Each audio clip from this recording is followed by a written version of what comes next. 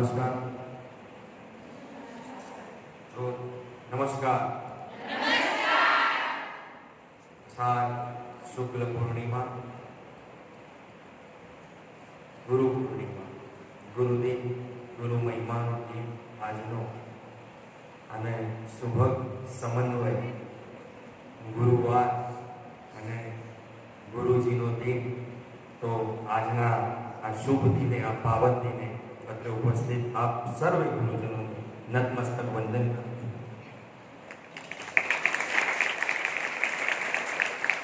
અખંડ મંડલાકારમ વ્યાપ્તમ યેન ચરાચર તત્પદમ દર્શિતમ દેવ તસ્મૈ શ્રી ગુરુએ। ગુરુ પૂર્ણિમા વિશે થોડી વાત જો આપણે કરવી હોય તો પારાશરીય મુનિથી આ વાત જોડાયેલી। પારાશરીય મુનિ ભ્રમણ કરવા માટે નીકળ્યા હતા અને ભ્રમણ કરતા કરતા એક નદી કિનારે એ પહોંચી ગયા। ત્યાં એક નાવમાં સુંદર સ્ત્રી બેઠેલી અને પારાશરીય મુનિ એનાથી મોહિત થઈ ગયા। એની પાસે જાય છે અને એની સાથે વાતચીત કરી અને એને પોતે પુત્ર પ્રદાન કરવાની ઈચ્છા વ્યક્ત કરે। એનું નામ છે સત્યવતી। સત્યવતી કહે છે કે આ પણ આ અનૈતિક છે, એ શક્ય નથી કે હું તમે મને માતા બનાવો અને હું પુત્રને જન્મ આપું। તો પારાશરીય મુનિ કહે છે કે આ કોઈ સામાન્ય પુત્ર નથી અને આ વિધિ નિર્મિત છે, એને જરૂરી છે, એ કોઈ બહુ મહાન જ્ઞાની આ પુત્ર જન્મશે અને પ્રાપ્ત થશે।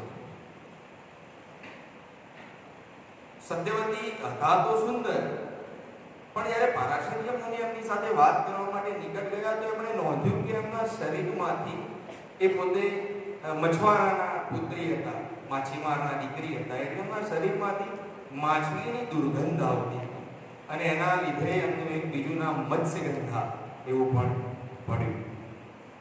તો એમણે પારાશરીય મુનિ એની નોંધ લીધી અને વાતોના અંતે સત્યવતીએ 3 શરત પારાશરીય મુનિની સમક્ષ રાખી। પહેલી શરત એવી હતી કે તમારી સાથે ક્રીડા કરતી વખતે સૃષ્ટિનો કોઈ જીવ મને જોઈ ના શકે। બીજી શરત એ હતી કે પુત્રને જન્મ આપવા છતાંય મારું કૌમાર્ય જે છે તે અભંગ રહે। અને ત્રીજી એમણે શરત જે છે એ મૂકી કે ત્રીજી શરત હું જરા મિસ કરું છું। તો આ શરતોનું એમણે પાલન કર્યું અને એ રીતે સમય જતાં એમને પુત્ર રત્નની પ્રાપ્તિ થઈ। એ પુત્ર કૃષ્ણદ્વૈપાયન અને એમણે બહુ જ જ્ઞાની અને બહુ જ મહા તપસ્વી એ કૃષ્ણદ્વૈપાયન હતા। એમણે 4 વેદ, 18 પુરાણ અને બ્રહ્મસૂત્રની રચના કરી અને વેદ વ્યાસના નામે એ પ્રસિદ્ધ થયા। એમણે પણ સમય જતાં વિચિત્ર વીર્યની 2 રાણીઓ અને એક દાસીની સાથે નિયોગ કર્યો અને અનુક્રમે ધૃતરાષ્ટ્ર, પાંડુ અને વિદુરનો જન્મ થયો અને પછી આગળની કથા આપ સૌ જાણો છો। પેલી ત્રીજી શરત યાદ આવી। સત્યવતી એવું કહ્યું કે મારા શરીરમાંથી આવતી જે માછલીની દુર્ગંધ છે એ પુષ્પની સુગંધમાં પરિવર્તિત થઈ જાય અને ઋષિ પારાશરીએ કહ્યું કે તથાસ્તુ અને પછી એ દુર્ગંધ જે છે એ સુગંધમાં પરિવર્તિત થઈ અને ત્યારથી પાછું એનું બીજું નામ સુગંધા એવું પણ સત્યવતીનું નામ થયું। તો આ એક ગુરુ પૂર્ણિમાનો મહિમા ઈસવીસન પૂર્વે 3000 વર્ષ પહેલા વ્યાસજીનો આજના શુભ દિને જન્મ થયેલો, જન્મ ઉત્તરાયણ થયેલું અને એટલા માટે આપણે આજના આ શુભ દિનને ગુરુ પૂર્ણિમાના દિન તરીકે ઉજવીએ છીએ અને એનો આનંદ લઈએ છીએ। ગુરુનો મહિમા તો બહુ અપાર છે। શ્રી પુષ્પદંતે શિવ મહિમ્નની રચના કરી ત્યારે શિવજીના મહિમાને વર્ણવતા એક અંતિમ શ્લોકની રચના કરી કે અસિતગિરી સમમ સ્યાત કજ્જલમ સિંધુ પાત્રે સુરતરુવર શાખા લેખની પત્ર મૂર્વે લિખત યત ગૃહીત્વા શારદા સર્વકાલમ તદવિતવ ગુણાના મીશ પારમ નયાતિ। અને આ જ શ્લોક ગુરુજીના મહિમા માટે પણ સાચો અને સાર્થક કહી શકાય। તો ગુરુ મહિમાને તો બધાએ પોતપોતાની રીતે વર્ણવ્યો છે, વ્યાખ્યાયિત કર્યો છે, પણ હું તો એમ કહેવા માંગુ છું કે ગુરુજીના મહિમાને વ્યાખ્યાયિત કરી શકાતો નથી. આજે 3 પ્રસંગોની વાત કરવી છે. એક ગુરુ દત્તાત્રેયની, બીજા સ્વામી વિવેકાનંદની અને ત્રીજા ચતુરદાસજી, જેમને ખોજીજીના નામથી ઓળખવામાં આવે. ગુરુ દત્તાત્રેયની વાત કરું તો આપણે સૌ જાણીએ છીએ કે ગુરુ દત્તાત્રેયને એક નહીં અનેક ગુરુ હતા. 24 ગુરુ હતા. 24 ગુરુ. પણ એ કોઈ વ્યક્તિ નહોતા, માનવે નહોતા કે મહામાનવ પણ નહોતા. એક વખત ગુરુ દત્તાત્રેય વિહાર કરવા માટે નીકળ્યા છે અને બહુ જ આનંદમાં રહેતા હતા, પ્યોર હેપીનેસ, જોયમાં, એકદમ નિજાનંદમાં ગુરુ દત્તાત્રેય રહેતા હતા. અને ફરતા ફરતા જંગલમાં જાય છે. ત્યાં એક રાજા બેઠો. રાજા ગુરુ દત્તાત્રેયને કહે છે કે ભાઈ, તું આટલો બધો ખુશ કેવી રીતે રહી શકે? આટલું દુવિધાભર્યું જીવન છે, આટલી હાડ મારીઓ, આટલા દુઃખો છે જીવનમાં, તો તું આટલો બધો હસતા મોઢે કેવી રીતે જીવી શકે? તે ક્યાંથી શીખ્યું આવું જીવવાનું? તો ગુરુ દત્તાત્રેય બહુ સરસ જવાબ આપે છે કે મેં મારા ગુરુ પાસે પૂછ્યું. તો રાજાને રસ પડે છે કે તારા ગુરુને જો તને શીખ્યું તો મને પણ શીખવી શકે. તારા ગુરુ કોણ? તો કે પ્રકૃતિ. એમ, પ્રકૃતિ તારી ગુરુ? તો કે હા. પ્રકૃતિમાં કોણ કોણ? સૂર્ય, ચંદ્ર, તારા, ધરતી, વાયુ, જળ અને એમાં જીવ જંતુઓ પણ. દરેકની પાસેથી ગુરુ દત્તાત્રેય કંઈક ને કંઈક મેળવ્યું, કંઈક ને કંઈક શીખ્યા.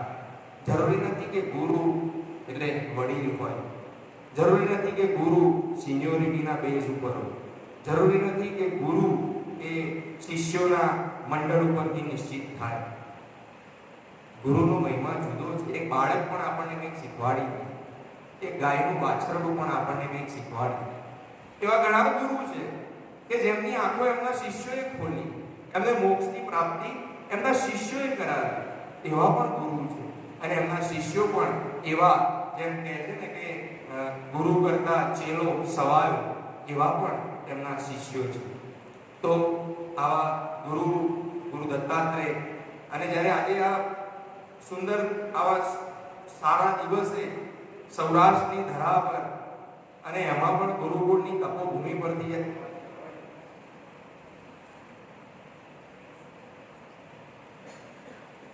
સૌરાષ્ટ્રની ધરા પરથી અને ગુરુકુળની પવિત્ર તપોભૂમિ ઉપરથી જ્યારે વાત કરવાની, ત્યારે તો કોની વાત કરવી અને કોની વાત ન કરવી. અને એમ પણ ભારત તો ગુરુઓનો દેશ છે. આપણે બધા આશા લગાવીને બેઠા છીએ કે એક દિવસ ભારત વિશ્વગુરુ બનશે.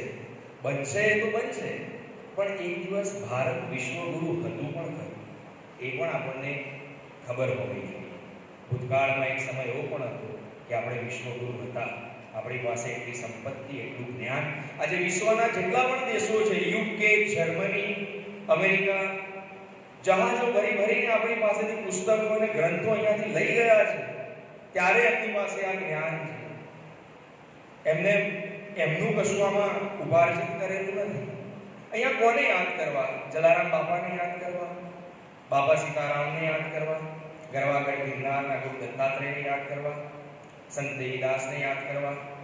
કોને યાદ કરી શકીએ આપણે? કોની વાત કરી શકીએ અને કોને છોડી શકીએ?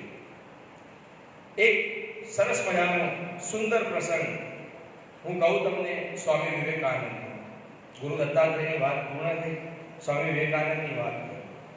સ્વામી વિવેકાનંદ એ મારું પસંદીદા કેરેક્ટર છે. બહુ અલ્પજીવી, એમનું જીવન બહુ અલ્પ રહ્યું. આમ પણ જે બહુ તેજસ્વી હોય, બહુ તેજોમય હોય, એ અલ્પજીવી હોય, એનું જીવન બહુ લાંબુ ન હોય.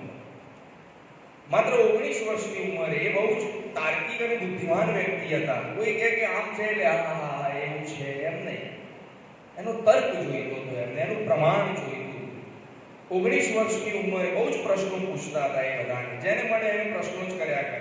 આપણે અત્યારે પણ કહીએ છીએ કે જે બાળક પ્રશ્ન કરતું હોય, જિજ્ઞાસુ હોય, એ વધારે હોશિયાર બને છે, વધારે હોશિયાર હોય. તો એનું કારણ આ છે.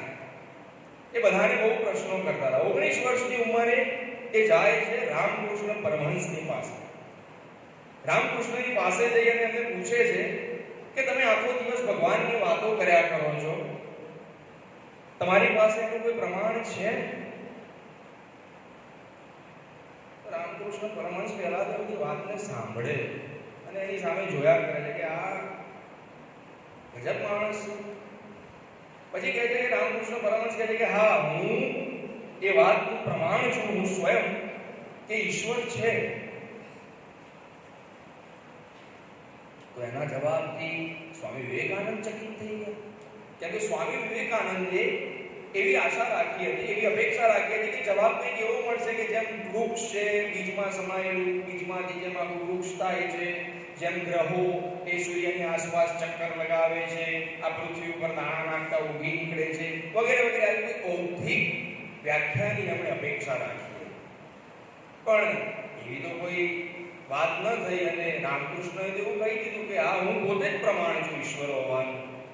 શું કહેવું અને શું ન કહેવું? જુઓ, ગુરુ કેવા હોય. સ્વામી વિવેકાનંદ એટલા તેજસ્વી હતા તો એમને પણ મૂંઝવણમાં નાખી દીધા રામકૃષ્ણએ કે હા, હું પોતે પ્રમાણ છું. શું કહેવું શું ન કહેવું એની અવઢવમાં સ્વામી વિવેકાનંદ કંઈ બોલી ન શક્યા અને પાછા જતા રહ્યા ઘરે. 3 દિવસ સુધી એમણે જબરજસ્ત વિચાર કર્યો, મંથન કર્યું અને 3 દિવસ પછી એ પુનઃ રામકૃષ્ણની પાસે પાછા આવ્યા અને પેલી વાતનો દોર આગળ વધારે છે. કહે છે કે કેન યુ પ્રૂવ ઇટ? શું તમે સાબિત કરી શકશો? તો રામકૃષ્ણ કહે છે કે yes, you have a courage. શું તારી પાસે હિંમત છે એ જોવાની? તો કે હા. અને એવું કહેવાય છે કે રામકૃષ્ણ પરમહંસે એમની છાતી ઉપર પગ મૂક્યો અને લગભગ 12 કલાક સુધી સમાધિની અવસ્થામાં મનની સીમાઓથી પરે સ્વામી વિવેકાનંદ જતા રહ્યા અને સમાધિ અવસ્થામાં લગભગ 12 કલાક સુધી રહ્યા. અને જ્યારે એ પરત ફર્યા આ ભૌતિક જગતમાં, ત્યારે એ પહેલાના સ્વામી વિવેકાનંદ નહોતા રહ્યા, પ્રશ્નો પૂછતા બાળક નહોતા રહ્યા. એવું કહેવાય છે કે એ દિવસ પછી એક પણ પ્રશ્ન સ્વામી વિવેકાનંદે કોઈને પણ પૂછ્યો નથી. એમને જે જોઈતું હતું એ મળી ગયું. તો આ ગુરુ છે, એની પર શ્રદ્ધા હોય તો આપણને ચોક્કસ એ સૌ પ્રાપ્ત થાય જેની આપણને આકાંક્ષા હોય, મહેચ્છા હોય. ત્રીજી એક વાત કરું છું, ચતુર્દાસી.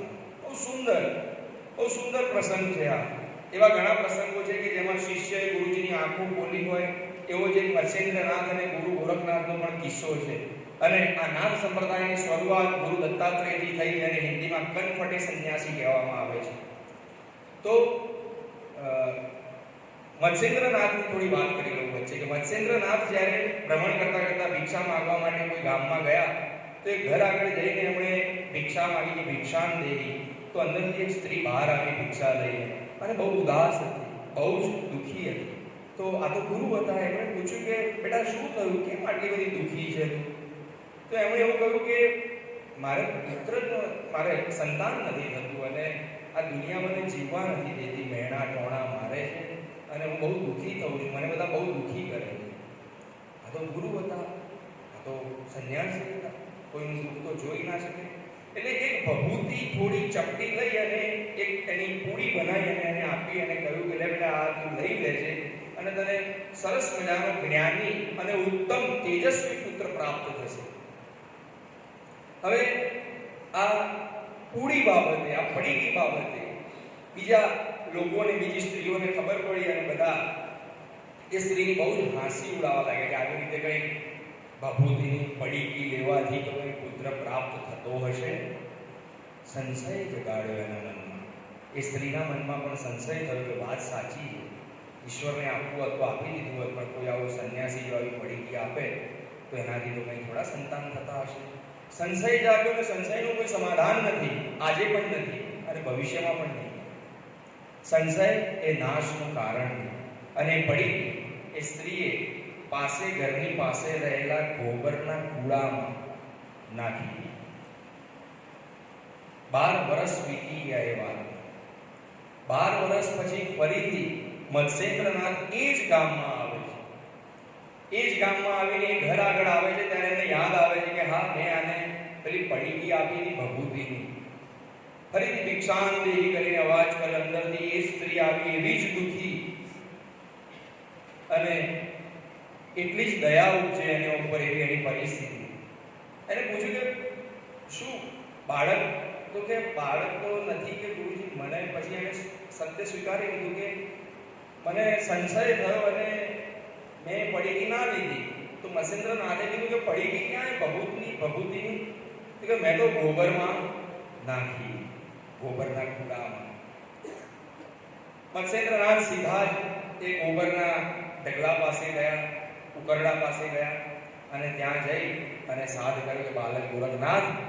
અને ત્યાંથી 12 વર્ષનો ગોરખનાથ જે છે એ ઊભો થયો અને એમની સાથે આંગળી પકડી અને ચાલી નીકળ્યો. અને આ ગોરખનાથ જે છે એ મત્સ્યેન્દ્રનાથનો માનસ પુત્ર કહેવાયા. અને એમણે મત્સ્યેન્દ્રનાથના જીવનમાં પણ એક પૂજા કરતા અને એમને પણ એમના જીવનમાં એક એવા પ્રસંગમાં જગાડ્યા અને એમનો મોક્ષ કરાવ્યો.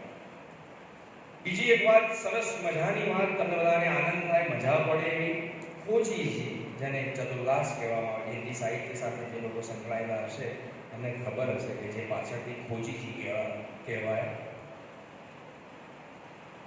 ખોજીજી ગુરુ સેવામાં લીન રહેતા હતા. એમના જીવનનું એક જ ધ્યેય હતું કે ગુરુ સેવા, ગુરુ સેવા અને ગુરુ સેવા.